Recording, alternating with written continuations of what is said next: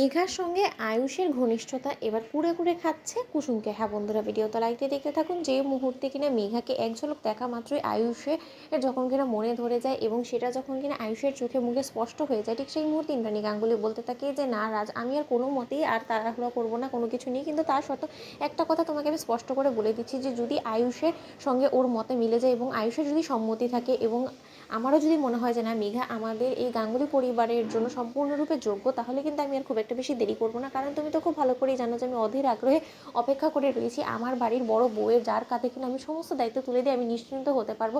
কারণ আমি টায়ার্ড হয়ে গেছি, সম্পূর্ণ দায়িত্ব কর্তব্য সমস্ত কিছু পালন করতে করতে আমি তোমার প্রতি কতটা অন্যায় করে ফেলেছি সেটা আমি খুব ভালো করে জানি। তাই এখন আমি সম্পূর্ণরূপে রিটায়ারমেন্ট নিয়ে আমি তোমার সঙ্গে একান্তই সময় কাটাতে চাই। ঠিক সেই মুহূর্তে যখন কিনা রাজশেখর বলতে থাকে কিন্তু ইন্দ্রাণী তোমার কি মনে করে হঠাৎ করেই মনে হচ্ছে যে না মেঘাই একমাত্র এবারই যোগ্য বউ হয়ে উঠতে পারবে। ঠিক সেই মুহূর্তে ইন্দ্রাণী যখন কিনা বলতে থাকে যে কেন মেঘার মধ্যে তুমি খামতি কী দেখেছো বলো তো, তুমি দেখলে না প্রথম দিন আসা মাত্রই মেঘা কী রকম করে সমস্ত লোকেদেরকে আপন করে নিল এবং ও কিন্তু কোনো রকম কোনো অ্যাজ আ গেস্ট হিসেবে আমাদের সঙ্গে ব্যবহার করেনি। আজকে তো রীতিমতো ও চাইলে আমাদের উপরে হুকুম চালাতে পারতো, কিন্তু সেরকমও কোনো কিছুই করেনি। ও রীতিমতো আন্তরিকতার সঙ্গে সমস্ত লোকেদেরকে হাসি মুখে মেনে নিয়েছে এবং তার পাশাপাশি ও কি সুন্দর সমস্ত লোকের সঙ্গে ঘুরলে যাচ্ছে এবং ও যেমনটা কিনা বাইরে সামলায় ঠিক তেমনি ঘরেও কিন্তু সামলায়। এবং আমার দীর্ঘ বিশ্বাস যে ও সমস্ত লোকেদেরকে এক সুতোয় গেঁথে রাখতে পারবে, যেরকমটা কিনা আমি চিরকাল খুঁজে এসেছি যে আমার বাড়ির বড় বউয়ের মধ্যে যে সমস্ত গুণগুলো থাকবে। কেন রাজ, তুমি দেখতে পাওনি ঠিক সেই মুহূর্তে রাজশেখর যখন মনে করিয়ে দেয় ইন্দ্রাণী গাঙ্গুলিকে, ইন্দ্রাণী এর আগেও কিন্তু তুমি কয়েকবার এরকম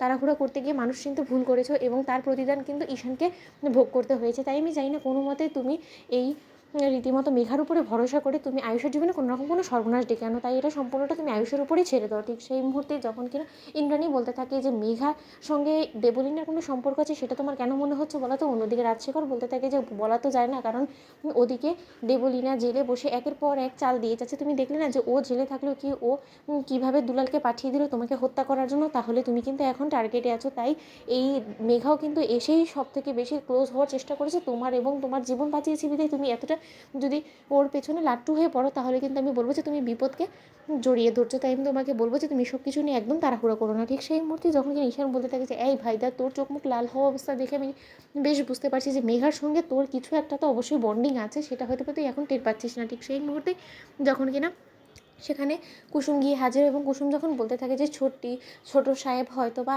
মেঘার প্রতি একটু দুর্বল হতে শুরু করে দিয়েছে। ঠিক সেই মুহূর্তে যখন কিনা ইন্দ্রাণী গাঙ্গুলি বলতে থাকে যে দেখো আয়ুষ, আমি তোমাকে বলবো যে তুমি সাইড ভিজিটে গিয়ে মেঘার সঙ্গে একদিন লাঞ্চ ডেটে যাও এবং তাতে করে তোমরা পরস্পরকে একটু বুঝতে পারবে। তোমরা একান্ত কিছুটা সময় কাটানোর চেষ্টা করো, মেঘা কেমন মেয়ে সেটা বোঝার চেষ্টা করো এবং তোমার যদি মনে হয় যে না মেঘা আমাদের জন্য পারফেক্ট, তাহলে আমি 4 হাত এক করে দেবো। তো বন্ধুরা লাইক এবং শেয়ার করো, সাবস্ক্রাইব করো।